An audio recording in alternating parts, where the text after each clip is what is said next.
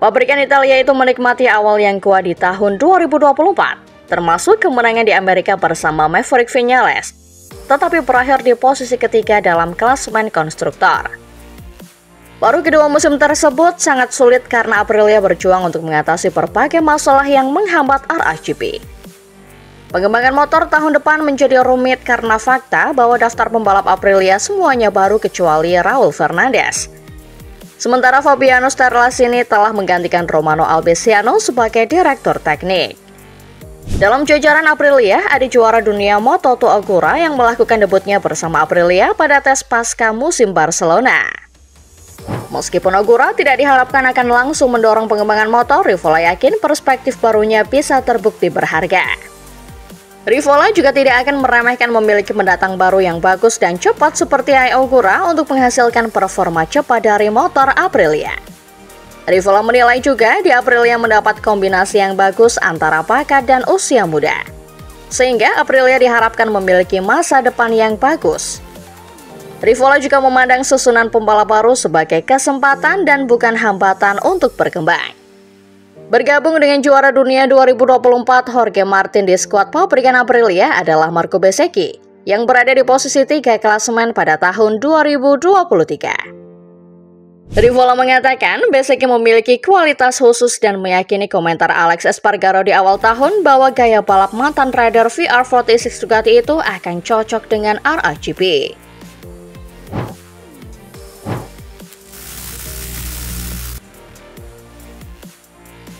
Setelah ditunggu-tunggu, Honda menurunkan juga prototipe RC213V 2025 untuk dicoba para pembalapnya. Honda menurunkan motor barunya tersebut pada tes privat yang digelar di sirkuit Jerez 26 hingga 27 November 2024 kemarin.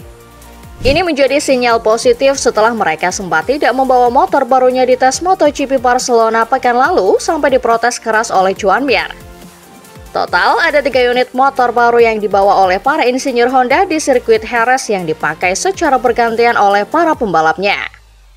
Mereka mengandalkan Alex Espargaro dan Luca Marini yang bergantian dengan Joan Mir serta Johan Zarco menjajal motor baru ini. Sedangkan Somkia Chantra sebagai seorang rookie tidak begitu dilibatkan dalam tes motor karena memiliki program tersendiri untuk adaptasi ke motor MotoGP. Melansir Paddock GP, motor baru Honda ini belum menunjukkan lap time yang impresif dengan angka sekitar 1 menit 38 detik mengitari Jerez. Masih kalah dengan rata-rata lap time kualifikasi di Jerez dalam kondisi kering yang mencapai 1 menit 36 detik. Tentunya juga ada faktor cuaca juga, di mana suhu dan cuaca di bulan November lebih dingin daripada saat balapan di Jerez digelar pada awal musim. Meski demikian, parameter tes tentu bukan hanya soal lap time, namun juga melibatkan banyak area. Raksasa Jepang itu pun patut bersyukur karena mereka masih memiliki banyak kesempatan untuk melakukan tes privat berkat aturan konsesi MotoGP. Kabarnya, Honda sudah menjadwalkan tes privat lagi di sirkuit Sepang bulan Desember mendatang dengan persiapan dan membawa sumber daya yang lebih banyak.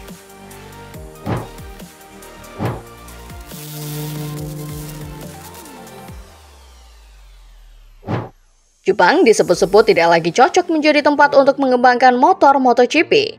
Pernyataan tersebut diutarakan langsung oleh bos tim LCR Honda Lucio Cesinello yang menilai tren MotoGP saat ini sudah berubah. Berbeda dengan beberapa tahun lalu saat motor Jepang sangat mendominasi, saat ini kiblat motor kompetitif berada di Eropa. Ada beberapa alasan kenapa pria asal Italia ini menilai pengembangan motor sebaiknya dilakukan di Eropa. Cesinelli menyebut MotoGP itu kebanyakan balapan di Eropa, menggunakan vendor asal Eropa dan menggunakan teknologi yang datang dari F1.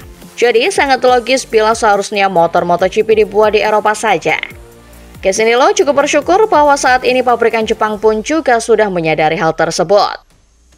Honda Racing Corporation kini melibatkan tim satelit miliknya dalam pengembangan motor RC213V dalam beberapa waktu terakhir.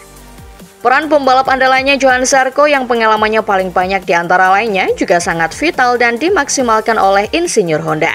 Saat ini HRC juga telah merekrut lebih banyak orang Eropa di skuadnya, termasuk 2 orang penting yang tahun lalu membela Aprilia, yakni Romano Albesiano yang merupakan mantan direktur teknis Aprilia yang akan mulai bekerja pada 2025 nanti.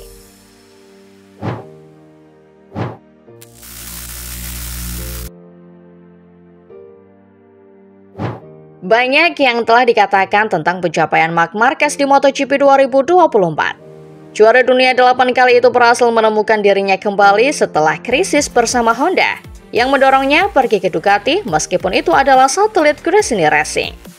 Dengan demikian, meski memiliki Desmos edisi GP23 yang terbukti lebih kompleks daripada beberapa pendahulunya seperti GP22 atau GP24, pembalap Spanyol itu berhasil kembali menjadi salah satu nama besar di kejuaraan. Faktanya, dalam klasemen keseluruhan, ia berada di urutan ketiga di klasemen di belakang Jorge Martin dan Pecco Bagnaia, mengungguli Enea Bastianini yang mengendarai motor pabrikan.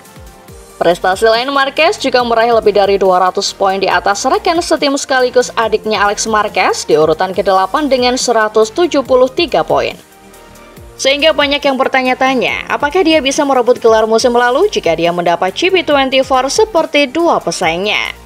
Dalam konferensi pers yang diadakan sang juara dunia pada Selasa lalu di Madrid, pria asal Cervera ini berkomentar bahwa ia tidak yakin akan menjadi juara dengan GP24. Karena level Bagnaia dan Martin sudah sangat tinggi. Selain itu, Marquez sendiri merasa belum siap untuk itu.